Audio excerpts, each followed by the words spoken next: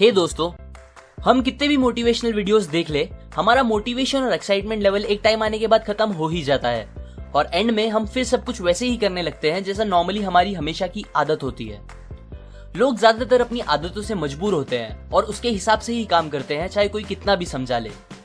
Actually इंसान बने ही ऐसे हैं कि हमारे लिए हमारी आदतों को बदलना बहुत मुश्किल होता है।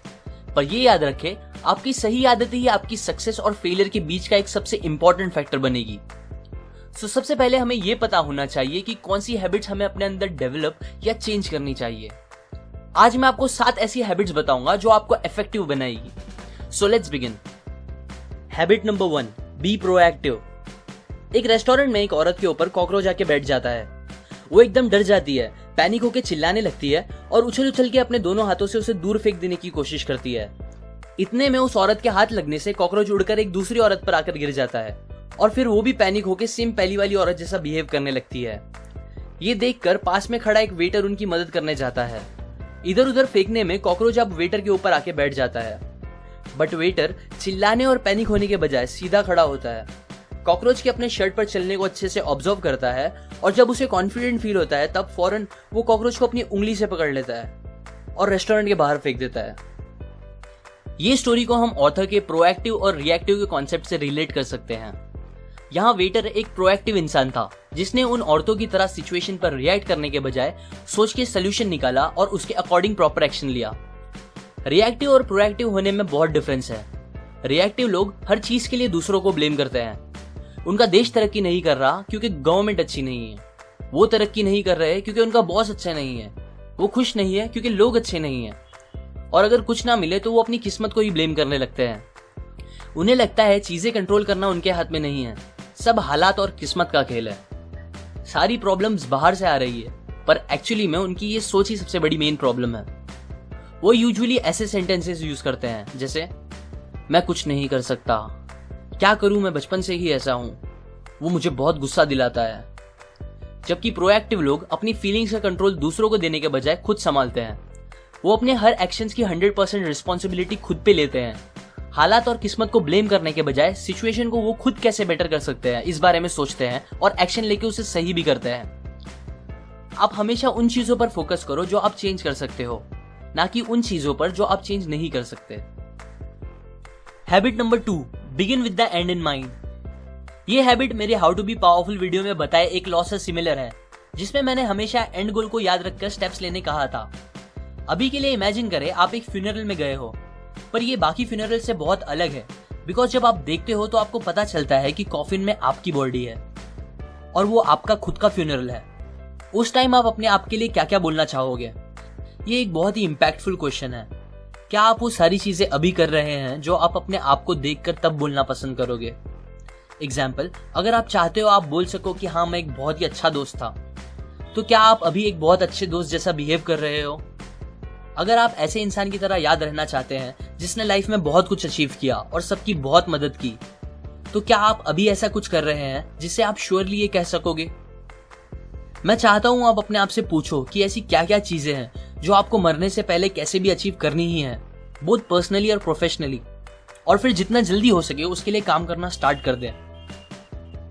Habit number 3, put first things first. हमें जो काम सबसे जरूरी है वो काम सबसे पहले करना चाहिए। अब ये आदत बोलने को बहुत सिंपल है, पर सबसे मुश्किल भी यही है। कुछ साल पहले की बात है, मैं अपने दोस्त के साथ एक दिन कॉलेज से घर जा रहा था। बातों बातों में उसने मुझे बताया कि आजकल वो बहुत बिजी है और उसे जिम जाने का भी टाइम नहीं मिल रहा, जबकि उसे बॉडी बनाने का बहुत ज्यादा शौक था।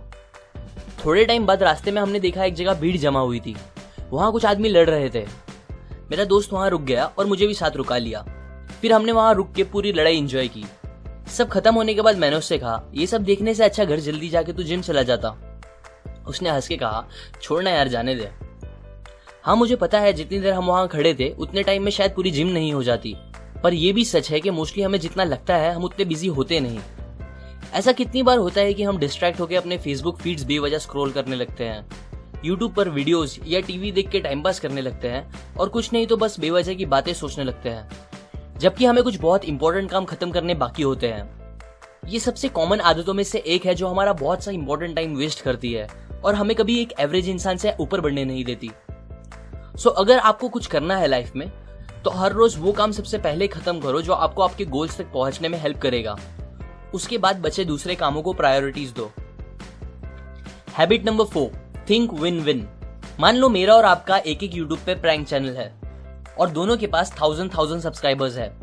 अब मुझे आपके चैनल के बारे में किसी से पता चलता है और मैं आपके वीडियोस देखता हूँ। मुझे आपके वीडियोस बहुत पसंद आते हैं, सो मैं आपको मेरे चैनल पर इनवाइट करता हूँ और अपने व्यूअर्स को आपके चैनल के लिए रिकमेंड करता हूँ, जिससे मेरे सब्सक्राइबर्स आपके चैनल के भी सब्सक्राइबर्स बन जाते हैं। और फिर सिमिलरली आप भी मुझे अपने चैनल के लिए बुलाते हो, जिससे आपके व्यूअर्स मेरे चैनल के भी सब्सक्राइबर्स बन जाते हैं। इसे कहते हैं एक विन विन सिचुएशन क्रिएट करना, जिसमें दोनों साइड का फायदा निकले, ना कि बस किसी एक का। अच्छा, अगर मैं ये सब करने के बजाय आपसे जेलस होके, क्योंकि आप मेरे कॉम्पिटिटर हो, एक फेक आईडी बनाता, आपके सारे वीडियोस डिसलाइक करता और बुरे बुरे कमेंट्स डालता, ये सोच के कि इससे आपका कुछ नुकसान होगा और इनडायरेक्टली मेरा फायदा होगा, तो क्या आपको लगता है मेरा सच में कुछ फायदा होता?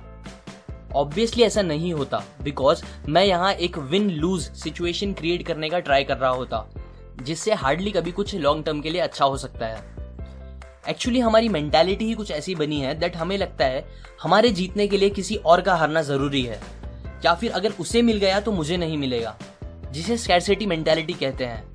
हमें ये मेंटालिटी दिमाग से निकाल के ऐसा सोचना चाहिए कि हर इंसान के लिए बहुत कुछ है यहाँ, जो कि अबंडेंस मेंटालिटी होती है। सो अब से कोई भी सिचुएशन में किसी से भी डील करते वक्त एक विन विन सिचुएशन क्रिएट करने की ही कोशिश करो, जिससे सबका फायदा हो। Habit number 5, seek first to understand then to be understood. समझो एक दिन आप चश्मे वाले के पास जाते हो और उसको बताते हो कि 2 दिन से आपको बराबर दिख रहा नहीं है। ये सुन के चश्मा वाला फौरन अपना पहना हुआ चश्मा निकाल के आपको दे देता है और बोलता है, लो इसे ट्राई करो, ये मेरे लिए काफी सालों से अच्छे से काम कर रहे हैं। सो आप वो चश्मा पहनते हो पर आपको और खराब दिखने लगता है। अब ऐसा होने के बाद कितने चांसेस है कि आप उस चश्मे वाले के पास वापस जाओगे?